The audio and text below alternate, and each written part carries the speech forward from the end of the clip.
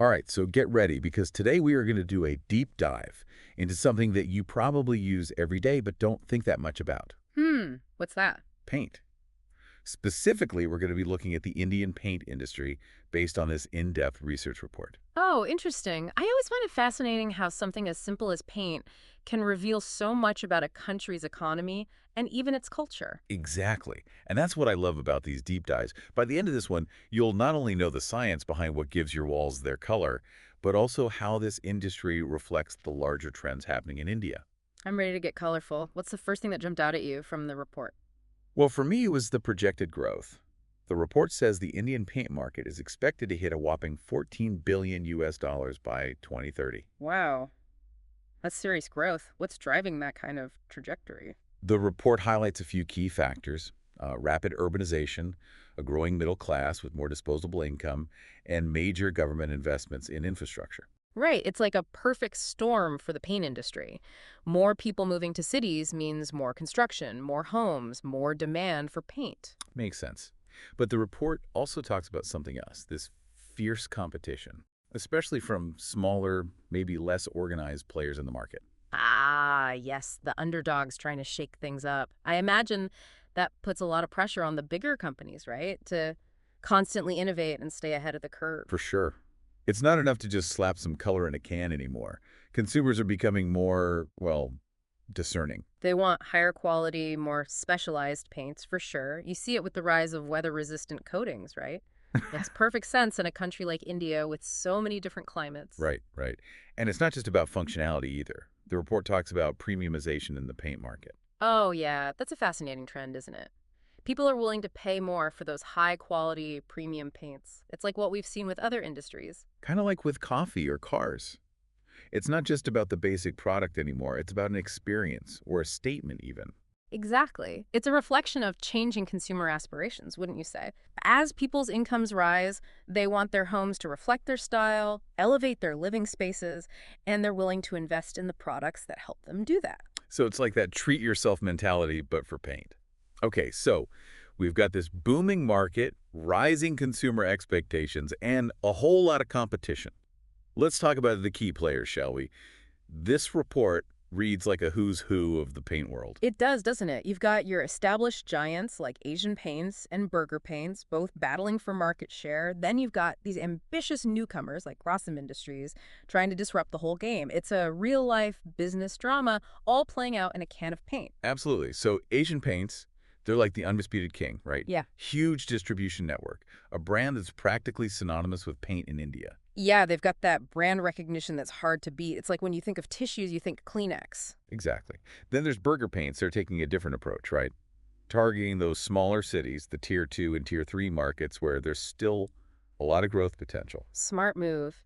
And they're also emphasizing their expertise in weather-resistant coatings, which again, in a diverse climate like India, is a major selling point. Now let's talk about the newcomers, because the report mentions that Grayson, despite all their ambition and resources, has actually incurred some losses in their initial push into the paint market. Yeah, that caught my eye too. It Yeah. makes you realize that breaking into a market dominated by giants like Asian Paints and Berger Paints is no walk in the park. Right, those companies have spent years, decades even, building up that brand loyalty, creating those extensive distribution networks. Not to mention those deep relationships with retailers. It takes time to build that trust, that reputation.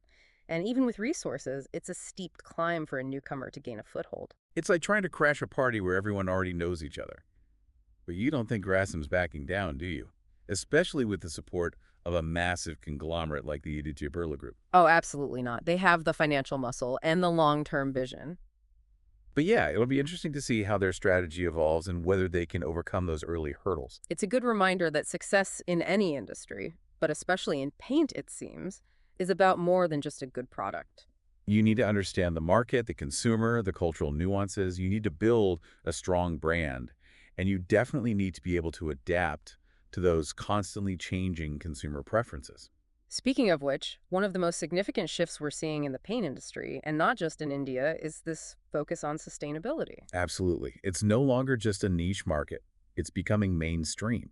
Consumers are demanding eco-friendly, low VOC paints, and companies are responding. I have to admit, though, sometimes I wonder, is this just a passing fad, or a real shift in consumer behavior? I mean, are people actually willing to pay more for a paint just because it's better for the environment? I think it's more than just a fad. Consumers are becoming increasingly aware of the environmental and health impacts of the products they use.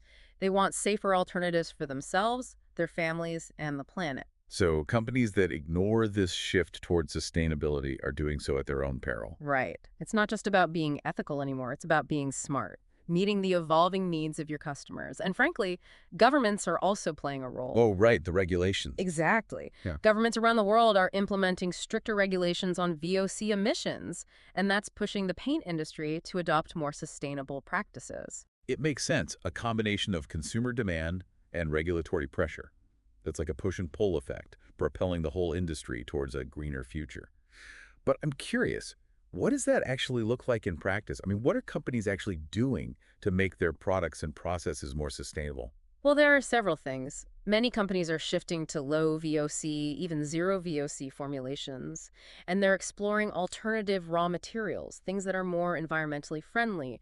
Some are even investing in renewable energy sources to power their factories. It's like sustainability is being baked into every aspect of the business, from the raw materials they use to the manufacturing process to the final product. Exactly. It's not just about what's inside the paint can. It's about the packaging they use, how they transport their products, even how they dispose of any leftover paint. It's all about minimizing the environmental footprint. It's great to see those sustainable practices becoming, well, kind of the norm, not the exception. I guess the industry is realizing that sustainability isn't just good for the planet. It's good for business, too. Absolutely. Consumers are definitely more willing to pay a premium for products that align with their values. And when companies demonstrate that commitment to sustainability, they gain a competitive edge. So it really is a win-win. Win-win, I like it. Okay, so we've got sustainability driving innovation in raw materials. And then there's another area the report touches on that I find really intriguing, and that is the whole digital transformation happening in the paint industry. Oh, yeah, that's exciting. Technology is changing everything, even how we interact with something as traditional as paint. It's crazy to think about.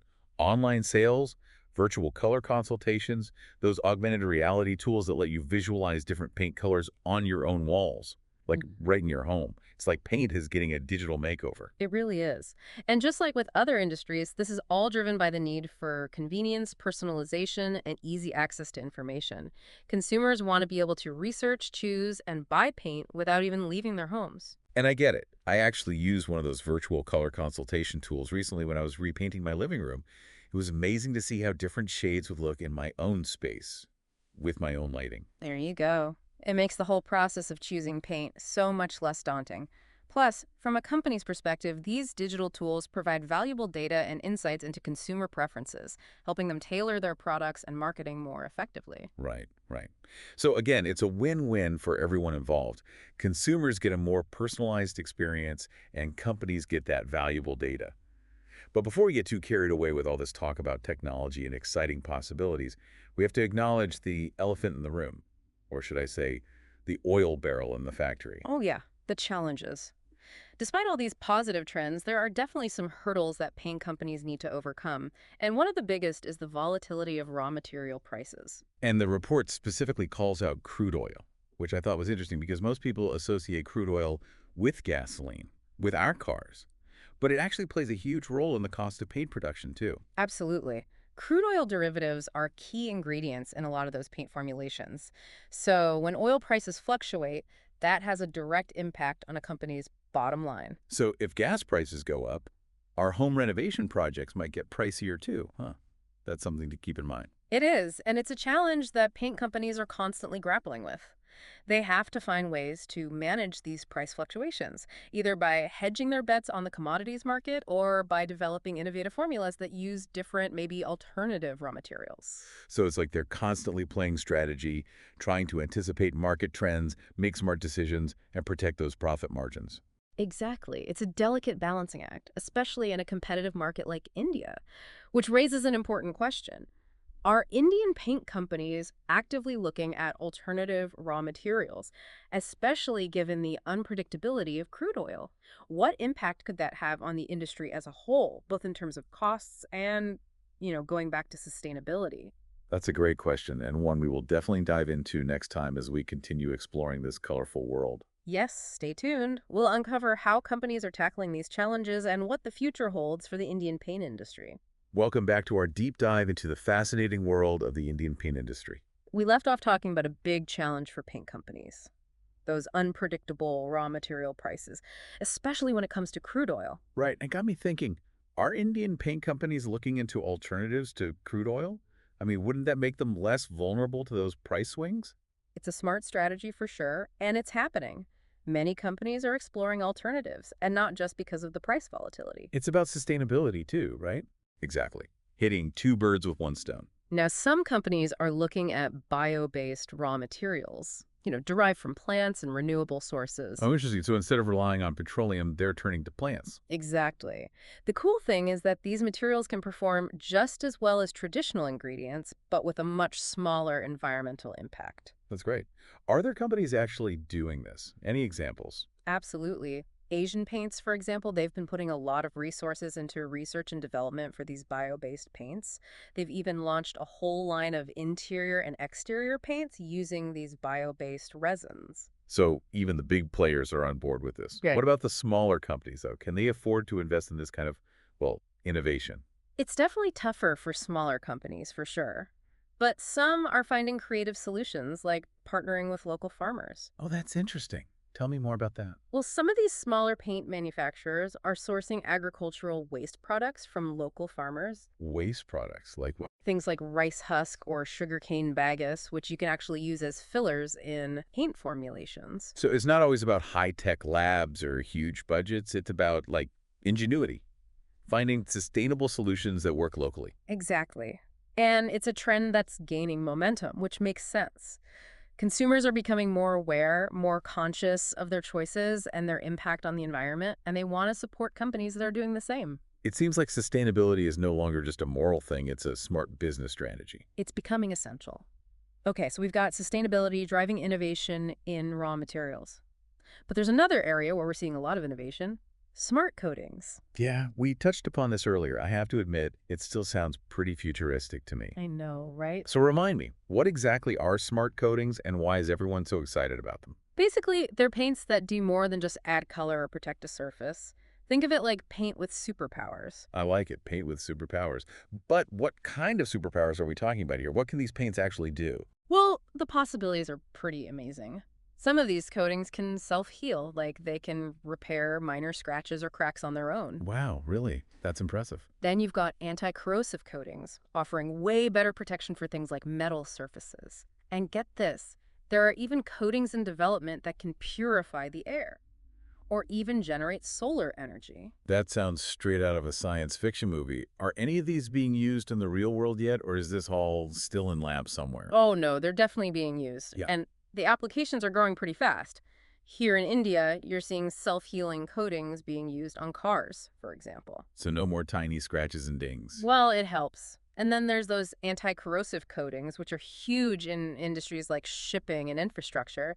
Imagine protecting those massive metal structures from rust and corrosion. It's essential. Right, right. And I imagine as the cost of these technologies goes down, we're going to see even more of them in everyday applications. Absolutely. I think smart coatings are going to revolutionize a lot of industries. They're not just about making things look good anymore. They're about adding functionality, about solving real-world problems. It's amazing to think about the potential, all thanks to paint. Okay, so we've talked about sustainability, we've talked about smart coatings. It's clear the Indian paint industry is in a state of, well, constant change and innovation. But let's go back to the competitive landscape for a second. We talked about Asian paints, Berger paints, those newcomers like Grassam. How are these companies positioning themselves with all this change happening? It's a good question. Well, as the current leader, Asian Paints seems to be taking a multi-pronged approach. Multi-pronged, huh? Yeah, they're investing heavily in research and development, especially for sustainable and smart coatings. They're also pushing their digital presence. Right, like with those online sales and virtual consultations we were talking about. Exactly. And of course, they're taking advantage of their super strong brand recognition and their massive distribution network. They're reaching consumers all over India. It sounds like they're not taking any chances, covering all their bases. But what about Berger paints? How are they staying competitive? Berger paints are doing things a bit differently. They're really focusing on those underserved markets, those smaller cities where the big players might not have as much of a presence. Right, like those Tier 2 and Tier 3 cities we talked about. Smart move, considering how fast those areas are growing. Exactly. Mm. And on top of that, they're really emphasizing their expertise in weather-resistant coatings. Again, makes sense in a country with such a range of climates. It's about finding those niches, those opportunities that the giants might be overlooking. But what about the newcomers? Grasim, for instance. Are they having a tough time competing with these established companies? It's not easy, that's for sure. They've had some setbacks, but they're definitely not giving up. Well, they do have the backing of the Aditya Birla Group, so they've got resources. Exactly. And they're using those resources to build up their brand, expand their reach. But yeah, building trust and loyalty takes time, especially when consumers already have those strong attachments to the big brands. Like being the new kid in school, trying to fit in. You've got to prove yourself. And for Grassam, that means building relationships with dealers and retailers, getting their products on the shelves, making sure they're available where people are shopping. So it's a multifaceted challenge. Oh, absolutely. And it's not just Grassam shaking things up. JSW Paints is another newcomer, backed by a big conglomerate, and they're making some bold moves. Yeah, the report mentioned their aggressive expansion plans. They're rapidly expanding their production capacity and building up their sales teams. Seems like they're not intimidated by the established companies at all. So what's their strategy? How are they planning to make a dent in this market? From what I've seen, they're focusing on aggressive pricing. Lower prices, huh? Yeah, they're offering a wide range of paints and coatings at very competitive prices, trying to appeal to those more budget-conscious consumers. It's a bold move for sure, especially when brand loyalty is so Yeah. strong in this industry. It is. It'll be interesting to see how the established players respond to this kind of pressure. Do they lower their prices to compete, or do they focus on, I don't know, maybe highlighting their innovation and those premium products? It's like a chess game, isn't it? Every move has an impact. Absolutely. And in the end, it's the consumers who benefit from this competition. It drives innovation, gives people more options. That's a good point. Competition's a good thing. Okay, so we've talked a lot about how Indian companies are embracing eco-friendly practices. But how does India compare to other countries in terms of sustainability in the paint industry? I mean, is India leading the way, or are they lagging behind? You know, it's actually pretty impressive. India is emerging as a leader in sustainable paint manufacturing. Really? I wouldn't have guessed that. It might seem surprising, but India has a long history of using natural, sustainable materials. And now, with growing awareness of environmental issues and government programs promoting green manufacturing, the paint industry is really stepping up. So it's like a blend of tradition and modern-day awareness driving this change. Exactly. And it's not just about following global trends, it's about finding solutions that work for India, that are relevant to the Indian context. Right, finding those locally relevant solutions. And it's working. Indian paint companies are getting recognition worldwide for their innovative and sustainable products, proving that you can be environmentally responsible and economically competitive at the same time. That's fantastic. It shows that sustainability isn't just something for developed countries to worry about. It's a global issue, a global responsibility. And one that the Indian paint industry is taking seriously. Hmm. Okay, we've talked a lot about the companies, the products, the challenges, the innovation, but what about the people who are actually using these paints? What's driving the demand for paint in India? Well, we've touched upon this a few times already, but urbanization is a huge factor. More and more people moving to cities, that means a huge demand for housing, which of course means more demand for paint. Right, more construction equals more paint. But it's not just about how many buildings are going up. It also matters what kinds of buildings they are, right? You got it. There's definitely a trend towards more modern, sophisticated architecture with an emphasis on, aesthetics, on design. And that translates into a demand for better quality paints, specialty finishes, a bigger range of colors and textures. People are paying more attention to how their spaces look and feel. It's not just about covering the walls anymore. Exactly. And this is being driven by those rising incomes, that growing middle class that wants their homes to reflect their style. And what about those large-scale projects, commercial buildings and infrastructure? They're huge drivers, too. Think about all the investment going into infrastructure in India. Roads, bridges, airports, all of those projects need specialized paints. Paints that can withstand the weather, that meet safety standards. So the paint industry is like a key part of India's growth story. They're providing the materials that are literally building the country. They are. And as India keeps growing, keeps urbanizing, that demand for paint is only going to keep rising. It's exciting to see how this industry is evolving, responding to the changing needs of a rapidly growing nation. Mhm. And in our final part, we'll take a step back and look at the even bigger picture. We'll explore how the paint industry is shaping society and culture in India. Stay tuned. Welcome back for the final coat, so to speak, as we wrap up our deep dive into the Indian paint industry. The grand finale. We've covered the companies, the products, all the trends, the challenges, even delved into the science behind paint. But now I'm curious, what's the impact of all this on Indian society as a whole? It's interesting. We often think of paint as this purely functional product. Slap it on a wall, protect the surface, add some color, but it really goes much deeper than that. Deeper how? What do you mean? Well, paint can be a powerful way to express yourself. It can reflect cultural values, even be a tool for social change. I never thought of it like that. Paint as self-expression. How does that work, especially in India? Just think about all those vibrant colors you see in India. The homes, the shops, even vehicles. Yeah, it's hard to miss those colors. Exactly. But a lot of those colors, they're not just random choices. They often carry a lot of meaning. Symbolic meanings tied to religion, to regional traditions, even personal beliefs. So it's like the colors people choose are saying something about them. Exactly. In some parts of India, you'll see a lot of reds and oranges, Mm. and those are often associated with things like prosperity, good luck. Oh, I see. And other colors might mean different things. Right. In other regions, you might see more cool colors like blues and greens, and those can symbolize tranquility, harmony. It really varies. So to really understand India, you have to understand the language of color. You got it. Yeah. And the interesting thing is that the paint companies, they're aware of all this. They're paying attention to what the colors mean. Oh, yeah, definitely. They're Mhm. developing their color palettes, even their whole marketing campaigns, to appeal to those local tastes and traditions. Because they recognize that choosing a paint color, it's a very personal decision. It's not just about what looks good. It's about what feels right, what reflects those beliefs, those cultural identities. It's about connecting with people on a deeper level.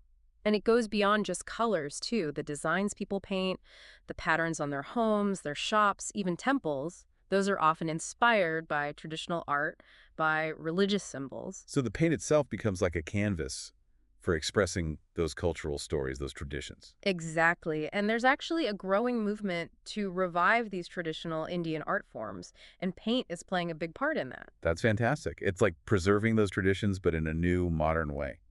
Right. But we also talked about paint being a tool for social change. Yeah, I was curious about that. How does that work? Well, think about the impact of just painting a rundown building, maybe in a neighborhood that's struggling. Okay, yeah, a fresh coat of paint can definitely brighten up a space, make it more inviting. Exactly. And it's more than just aesthetics.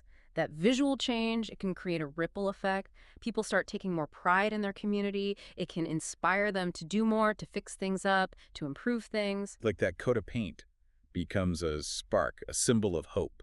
And a lot of paint companies in India, they're actively involved in social initiatives. They're working with NGOs, with community groups to use paint as a way to improve those communities. Like what kinds of things? Donating paint to schools, helping to fix up those buildings, or supporting projects that beautify those low-income neighborhoods. Wow, that's great. It's like they're not just selling paint, they're investing in the community. They are. And some companies even train local youth in painting and decorating skills, which gives them a way to earn a living. That's fantastic.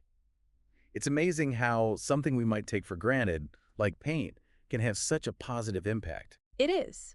And it shows how business can be a force for good in the world, not just focused on profits, but contributing to society in a meaningful way. Well, as we wrap up this deep dive into the Indian paint industry, I think it's safe to say we've learned a lot. We have. It's so much more than just pretty colors, isn't it? It really is. It's about culture, it's about economic growth, and it's definitely about building a more sustainable future. And I think what's exciting is that this is just a snapshot in time. This industry is constantly changing, so who knows what innovations and trends we'll see in the coming years. That's true. There's always more to discover, to explore. And for our listeners, I hope this deep dive has sparked your curiosity, not just about paint, but about the world around us. Sometimes it's the things we take for granted, the everyday objects that have the most interesting stories to tell. So next time you see a freshly painted wall, take a moment to appreciate it. Think about the people who made that paint, the traditions it represents, and the impact it's having on the world. Think about all those layers of meaning hidden beneath that surface. Exactly.